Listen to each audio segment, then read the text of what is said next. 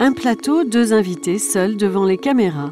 Ils sont là pour mener un débat exactement comme ils le veulent.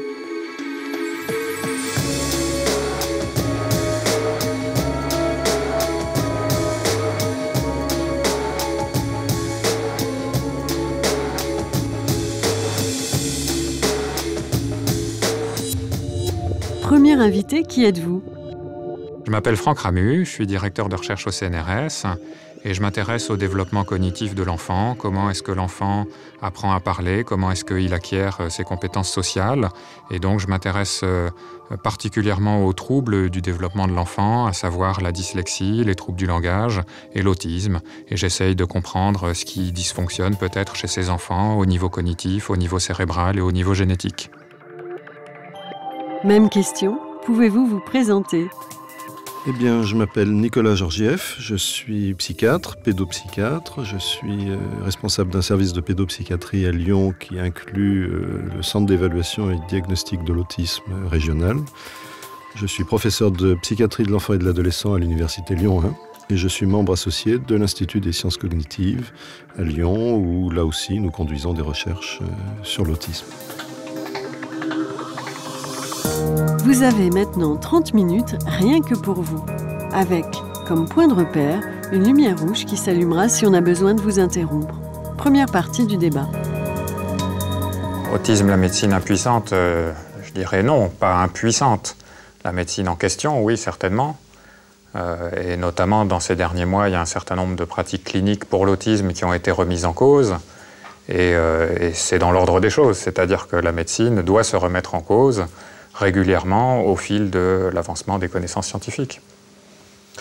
Alors, impuissante, je suis d'accord. Je pense qu'elle fait des choses, on fait des choses, heureusement, mais modeste, oui, humble même, et confrontée à des limites, et confrontée à des contraintes fortes.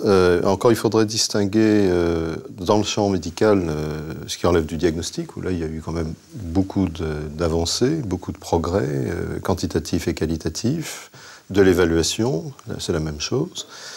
Et puis la question du traitement, où effectivement, on se retrouve dans un champ où, contrairement à nos collègues psychiatres qui travaillent avec d'autres pathologies comme les troubles de l'humeur ou la schizophrénie, on a peu de ressources médicamenteuses psychopharmacologiques.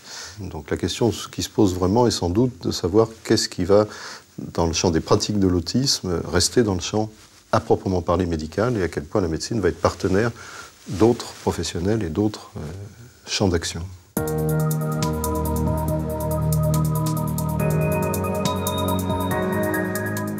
Alors des causes identifiées, d'un point de vue général, oui, il y en a déjà un certain nombre.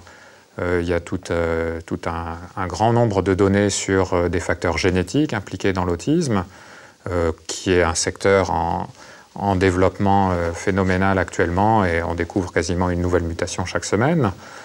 Il y a aussi d'autres facteurs non génétiques qui interviennent dans l'autisme, des facteurs infectieux, des facteurs toxiques, des problèmes à la naissance, etc. Donc oui, on peut dire que dans les 30 dernières années, on a vraiment beaucoup progressé dans la compréhension des causes de l'autisme. Sans pour autant, évidemment, qu'on puisse dire pour chaque individu qui se présente quelle est la cause, parce que là, c'est un problème quasiment impossible à dénouer. Mais alors, en même temps, c'est vrai qu'il y a un contraste entre les progrès de la génétique que vous évoquez et, en pratique, quand on travaille dans une population générale avec des diagnostics d'autisme, finalement, le peu d'impact que ça a sur la pratique. Parce que d'une part, même si la recherche montre, comme vous le disiez, une multitude d'anomalies génétiques extrêmement diverses associées à de l'autisme, on reste en situation ordinaire, très souvent confronté à des diagnostics où le bilan génétique ne donne rien et où l'histoire, les facteurs environnementaux, rien de repérable n'existe non plus. Donc il y a une sorte de contraste, je trouve, entre ces progrès du côté de la recherche et pour l'instant, la pauvreté des retombées pour la pratique. Et en pratique, il est tout à fait exceptionnel ou rare qu'on puisse dire à une famille, voilà, la cause de cet autisme, on l'a repéré. C'est effectivement le cas qu'aujourd'hui, la génétique n'apporte quasiment rien en clinique.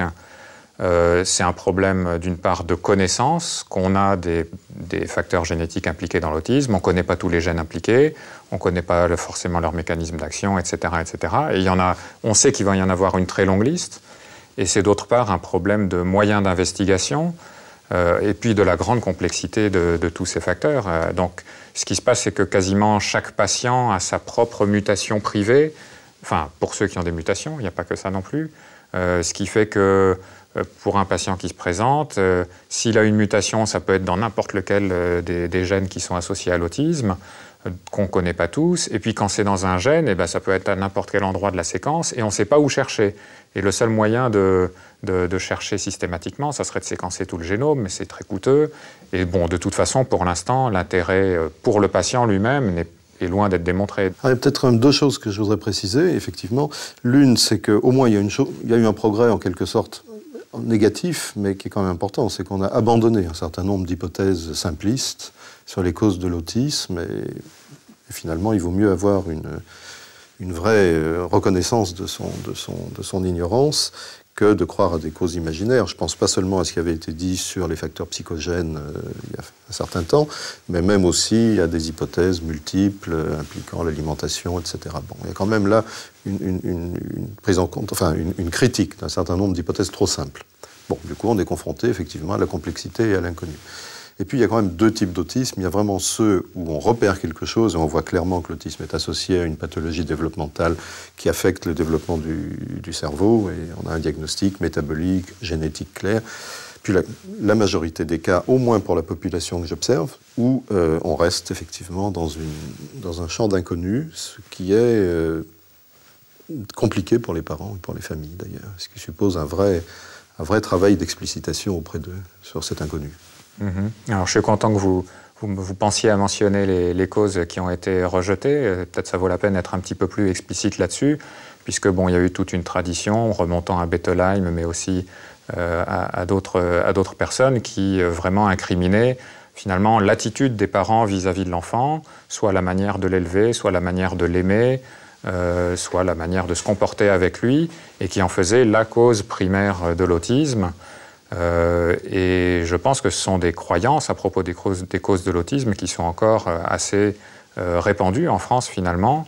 Et c'est quand même important de dire que quand même la question a été étudiée depuis pas mal de décennies et il n'y a aucune donnée qui n'a permis de mettre en évidence un lien entre, par exemple, l'attitude de la mère ou le fait qu'elle fasse une dépression avant ou après la naissance et la probabilité que l'enfant ait de développer un autisme.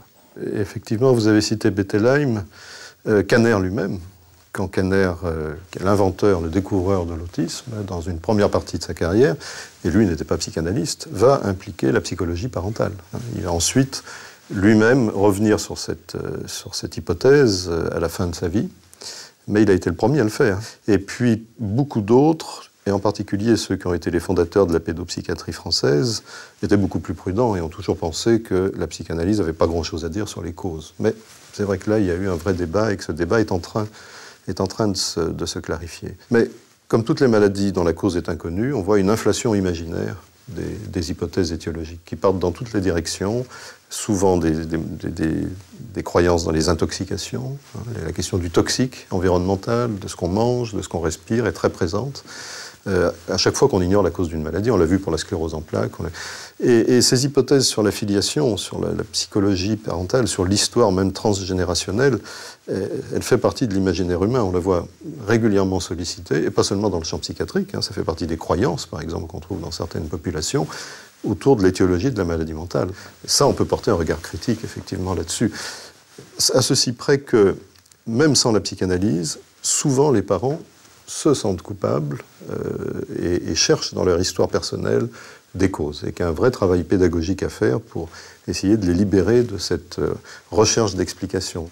Alors après, sur les autres hypothèses, bon, il faut avoir des attitudes critiques envers toutes les hypothèses, c'est évident, en tout cas tant qu'elles ne sont pas fermement prouvées. Donc, par exemple, l'hypothèse infectieuse qui est à la mode en ce moment. Bon, moi, je pensais à l'hypothèse toxique. Donc, il y a des hypothèses toxiques qui se sont révélées quand même justes. Donc, par exemple, la thalidomide, ça a augmenté la susceptibilité à l'autisme, comme à plein d'autres troubles. Pas seulement à l'autisme. Pas seulement à l'autisme, bien sûr. Donc, Aujourd'hui, plus au vaccin. Bien sûr, après on a d'autres hypothèses. L'histoire du vaccin rougeole, oreillon, rubéole, qui a été mise en cause il y a quelques années, ça a été clairement prouvé que c'était une hypothèse fausse. Et c'est vrai que au fil du temps, il y a toujours des nouvelles hypothèses qui sortent, le gluten et je ne sais pas quoi. Et là, en ce moment, voilà l'hypothèse infectieuse qui a été proposée par Luc Montagnier et par d'autres. Lors de la séance du 20 mars 2012 à l'Académie nationale de médecine, le professeur Luc Montagnier, prix Nobel de médecine, a en effet présenté une conférence intitulée « Recherche sur l'autisme, la piste microbienne ». De quoi s'agit-il exactement? Il a cette idée qu'il y a un problème peut-être auto-immune chez les enfants autistes qui font qu'ils sont plus susceptibles à certaines infections et que c'est ces infections qui vont engendrer des troubles de développement du cerveau. Et donc il a la recherche de marqueurs sanguins de cette vulnérabilité immunitaire, de ces attaques infectieuses. Et en pratique, il propose de traiter par les antibiotiques, je crois. Alors voilà, du coup, ça débouche sur des traitements qui sont quand même pas anodins. Et bon, s'ils pouvaient marcher, ça serait formidable et ça mérite d'être testé par des essais cliniques. Mais voilà, on ne peut pas tout miser là-dessus non plus et fonder des espoirs pour des dizaines de milliers de familles sur la base, pour l'instant, d'aucune donnée. J'ai vu récemment un livre qui est en anglais, mais qui est consacré uniquement aux erreurs médicales dans le champ de l'autisme. C'est un panorama de toutes les hypothèses qui ont été proposées, qui ont suscité un engouement et qui ont été finalement abandonnées. Autre sujet de questionnement, le taux de prévalence de l'autisme. Dans les années 80, on parlait d'un cas d'autisme sur 2000 naissances. Aujourd'hui, les associations et les médias relaient le chiffre alarmant d'un cas sur 100. Alors qu'en est-il vraiment? 1%, c'est certainement exagéré. Ou alors c'est la version la plus large de l'autisme, c'est-à-dire qu'il y a un élément autistique, quitte à ce qu'il n'y ait pratiquement pas d'anomalie adaptative. Voilà, ce qui est important d'expliquer, c'est que finalement, la prévalence, ça dépend du seuil qu'on applique. Il y a des symptômes, ces symptômes peuvent être plus ou moins sévères, et pour appliquer le diagnostic, eh bien, on peut appliquer un seuil de sévérité plus ou moins grand. Et évidemment, plus ce seuil est bas, et plus on va englober une population large. Donc, d'une certaine manière, la prévalence dépend automatiquement des critères qu'on applique. Mais bon, c'est vrai qu'avec les critères adoptés par Fonbonne, on aboutit au chiffre de 6 pour 1000, qui semble correspondre de manière assez raisonnable aux enfants qui ont un syndrome autistique qui paraît relativement clair. C'est vrai que d'un coup, si un enfant sur 100 est autiste, tout le monde se sent concerné. Ça devient vraiment une question de santé publique majeure. Évidemment que c'est une question de grande importance. Mais il y a sûrement eu deux choses. Alors, comme vous le disiez très bien, la question de la définition du trouble et de ses limites. Or là, je crois que vous seriez d'accord avec moi pour dire qu'il y a eu une extension des deux côtés.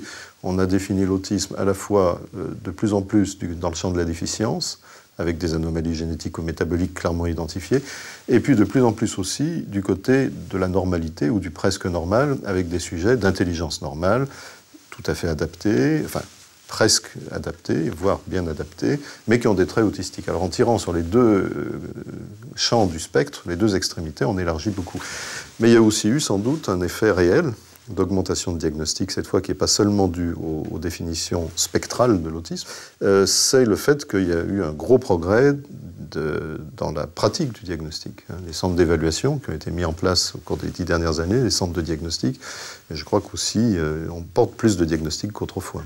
Oui, et certains diagnostics, on les formule différemment aussi. Il y a un phénomène de substitution diagnostique qui fait que des enfants qui auparavant on n'en diagnostiquait que le retard mental. Aujourd'hui, on reconnaît qu'ils ont un retard mental, mais ils ont aussi des traits autistiques qui justifient un diagnostic d'autisme à part entière.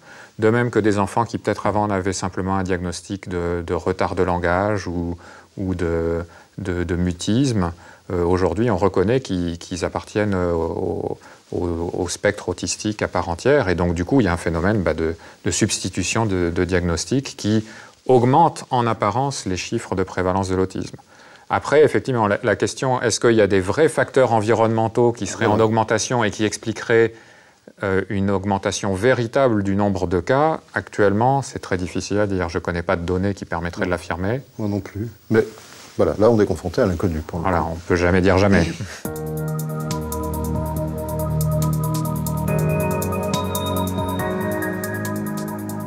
La fin de l'autisme, non, sûrement pas. Pas plus que la fin de la schizophrénie et la fin de la plupart des troubles mentaux. Finalement, ce sont tous des troubles du développement du cerveau qui prend une trajectoire de développement qui est un peu différente de celle de la plupart des gens.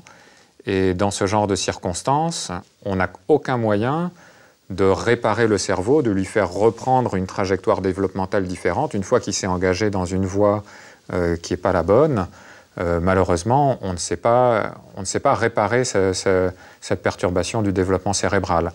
Mais la vraie question, c'est que vous savez qu'il y a un vrai débat aujourd'hui, d'ailleurs ce serait intéressant qu'on en parle aussi, sur l'autisme maladie ou sur l'autisme manière d'être. C'est-à-dire que finalement, c'est nous qui définissons des maladies aussi par rapport à une définition de la norme.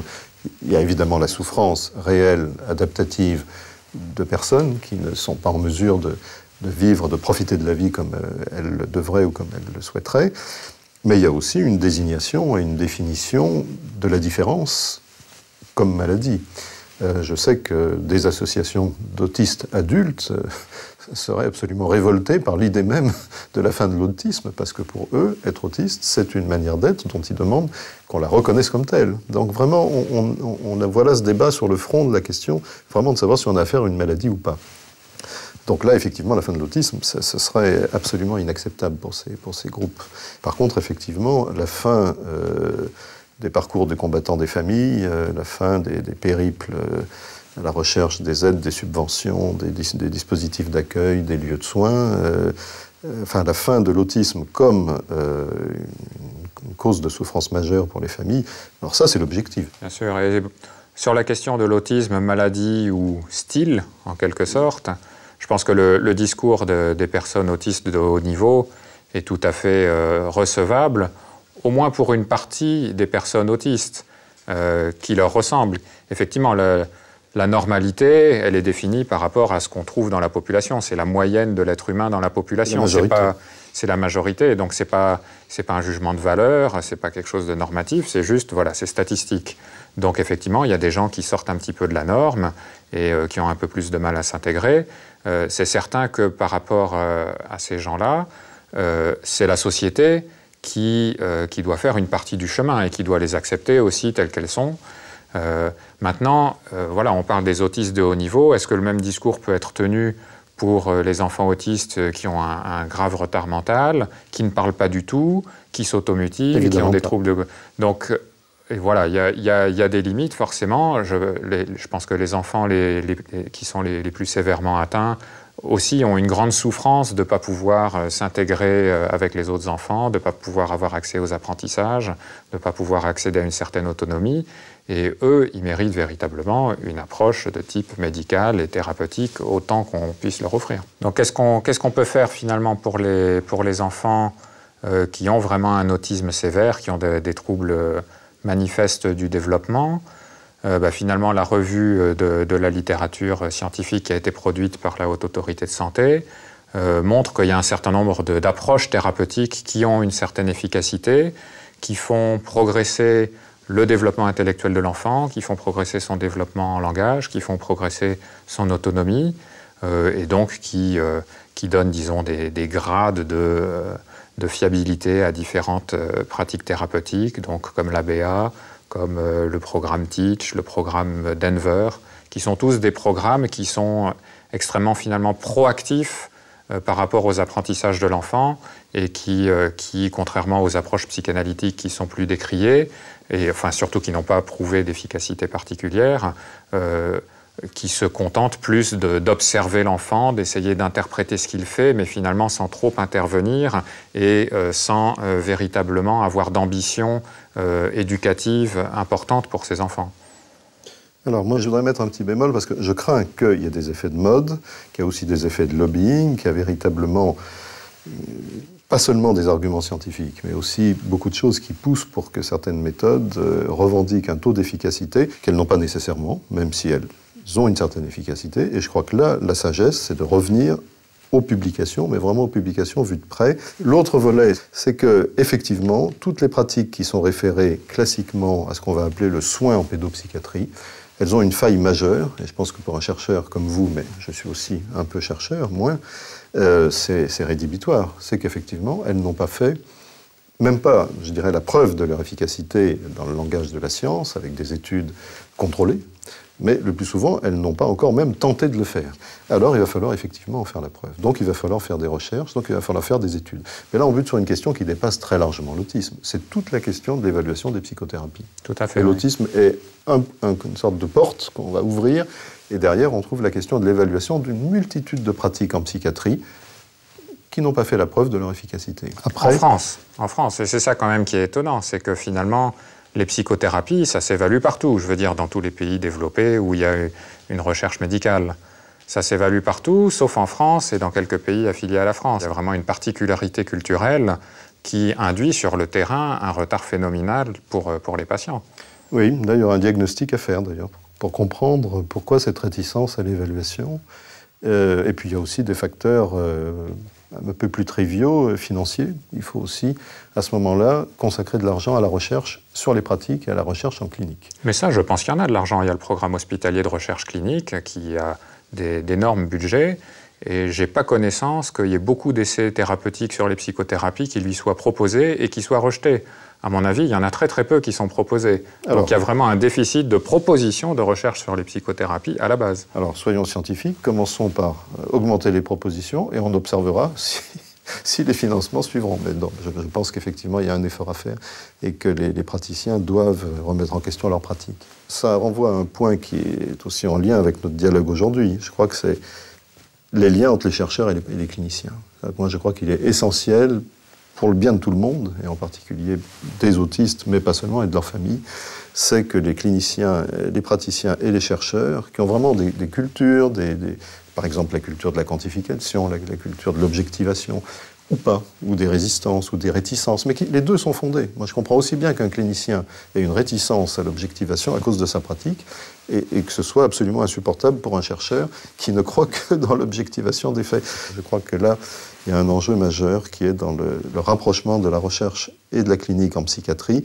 Alors, comme on le disait tout à l'heure, paradoxalement, la recherche avance, mais les cliniciens ne voient pas vraiment le retour et se posent des questions sur cette recherche. Voilà, il y a la clinique des gens comme vous qui sont en centre hospitalier universitaire et qui sont attachés à des labos et qui sont évidemment ouverts aux recherches, mais la quasi-totalité des cliniciens, eux, sont dans des pratiques cliniques, ne sont pas reliés à la recherche.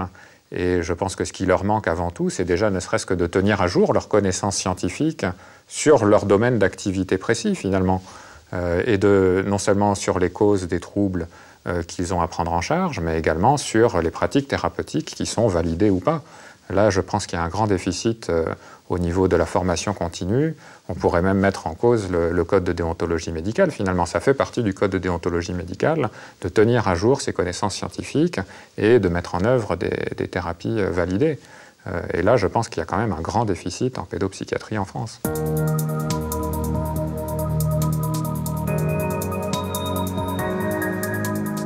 Donc finalement, on a déjà évoqué le fait que dans l'autisme, il y a une partie de la réponse qui peut être médicale et thérapeutique pour faire progresser les enfants et les amener aussi loin dans leur développement qu'ils peuvent aller.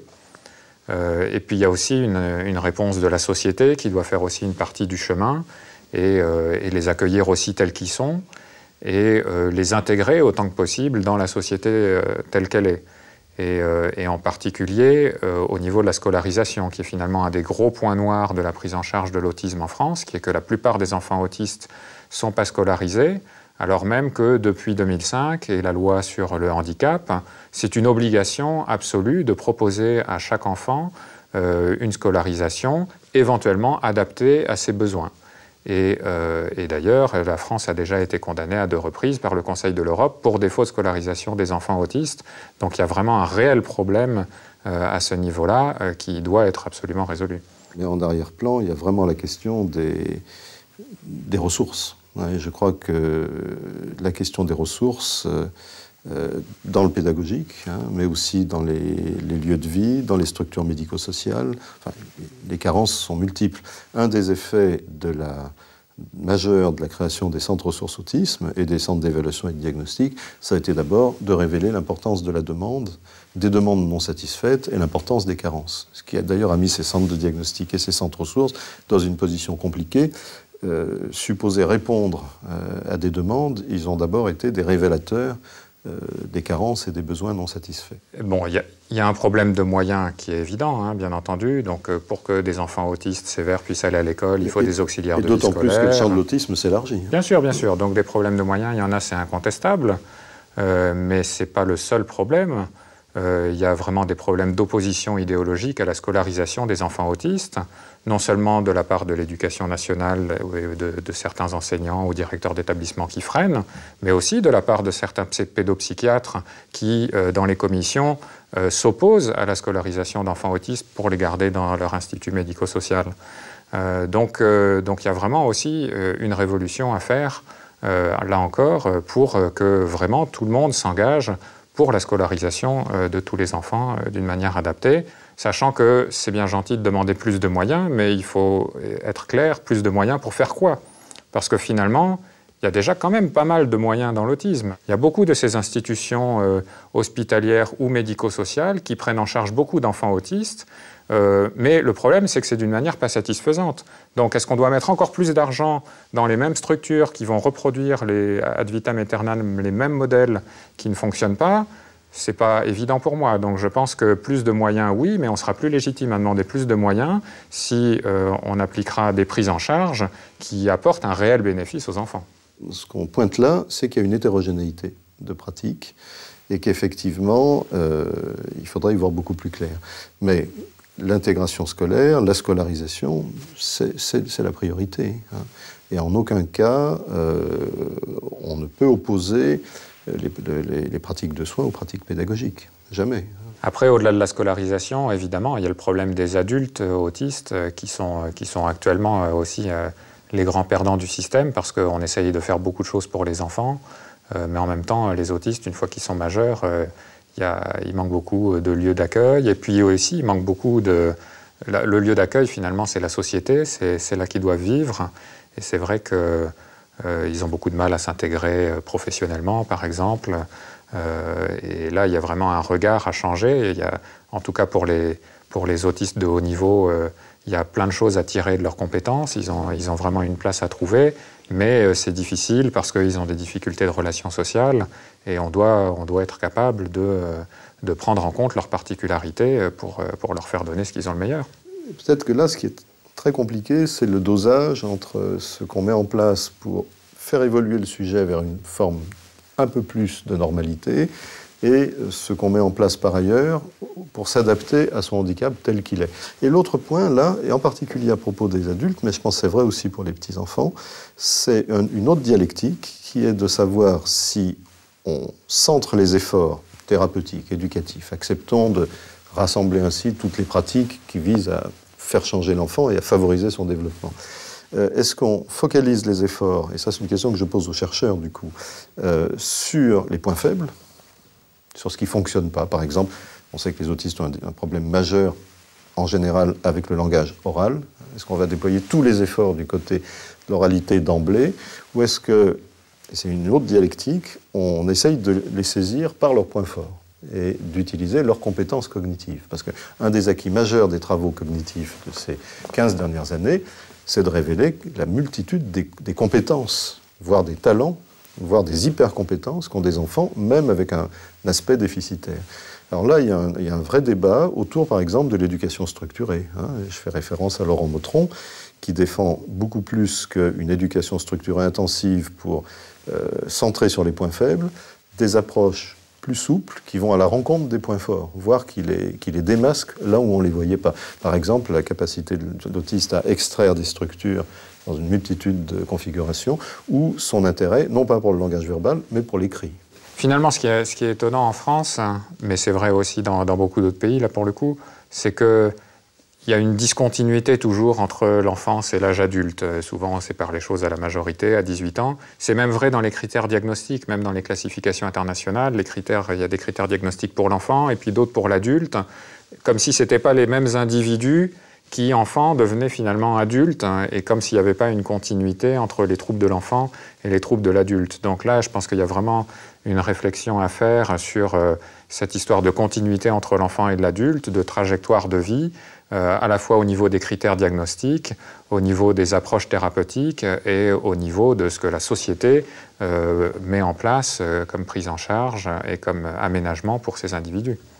Et là, on est un peu prisonnier de la distinction, voire même de la division entre la pédopsychiatrie et la psychiatrie de l'adulte, qui est quand même moins forte en France que dans d'autres pays, mais enfin qui est quand même importante.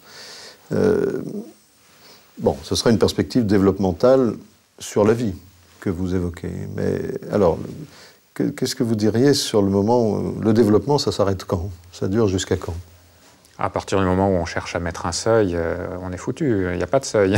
Le développement, c'est toute la vie. Non, on évolue toute la vie. Il n'y a pas de réponse, il n'y a pas le développement avec un grand D, puisque finalement, il y a plein de choses dans l'organisme, il y a plein de fonctions cognitives dans le cerveau, il y a plein de propriétés du cerveau, et chacune se développe à son rythme. Certaines sont mûres à l'âge de 10 ans, d'autres 14, et puis d'autres 25. Et puis en parallèle, il y en a d'autres qui commencent à décliner avec l'âge. Il n'y a pas de seuil unique pour quoi que ce soit. Chaque propriété de l'individu a sa propre trajectoire au cours de la vie. Mais peut-être que là, alors, les travaux sur ce qui est à la fois le développement et au-delà du développement, c'est-à-dire finalement l'évolution, on pourrait dire, des fonctions cognitives sur la vie, pourrait nous permettre de porter un regard beaucoup plus, une perspective beaucoup plus vie entière sur l'autisme, parce qu'il y a cette croyance quand même très forte actuellement, et justement, est-ce qu'elle est fondée? Je l'ignore, qu'il faut faire tous les efforts très tôt, le plus tôt possible, de manière très intensive, et que tout va se jouer là. Et c'est une croyance qu'on retrouve finalement à la fois chez les parents et chez les professionnels. Mais est-ce que les travaux sur le développement nous permettent de dire ça? Moi, je suis très, très perplexe, mais je serais curieux d'avoir votre avis là-dessus. C'est presque un dogme.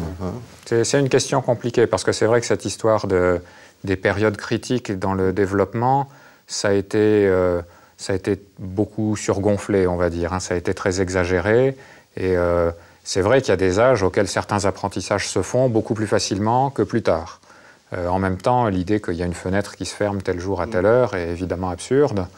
Donc tout est beaucoup plus graduel. Dans les troubles du développement, quand même, il y a de bonnes raisons de penser qu'à partir du moment où on a un diagnostic qui est relativement robuste et que l'on sait ce qu'on peut proposer à l'enfant et que c'est efficace, effectivement, une intervention précoce est plus efficace qu'une intervention plus tardive. Mais ceci dit, vous avez raison de dire qu'on n'a pas énormément de données à l'appui de ça. Et on manque de critères de preuve, on va dire, pour recommander les interventions les plus précoces. Mais quand même, par exemple, dans la revue de littérature faite par la Haute Autorité de Santé, était évoqué ce programme particulier qui s'appelle Early Denver, qui, contrairement à ABA, par exemple, est destiné aux enfants les plus jeunes, donc à partir de 18 mois ou 2 ans, et qui, ce programme en particulier, a des résultats vraiment très intéressants pour les enfants très jeunes, y compris de très bas niveau, pour les amener à un niveau de fonctionnement, pas dans la norme, mais qui peut être bien meilleur.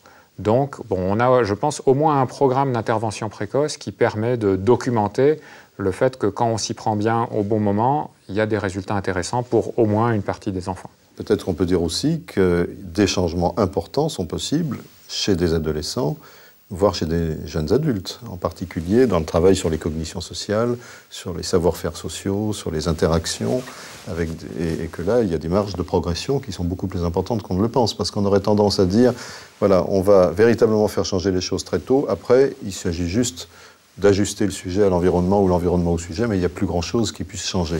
Moi, je ne crois pas, parce que j'observe des adolescents ou des jeunes adultes qui connaissent vraiment des phases de transformation importantes, notamment dans le champ des compétences sociales.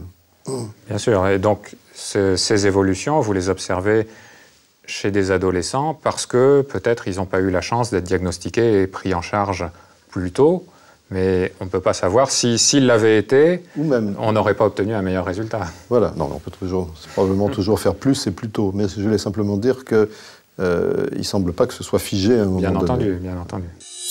C'est déjà fini, bravo et merci. On se retrouve bientôt pour un nouveau débat. 2 invités dans ce même plateau, rien que pour eux.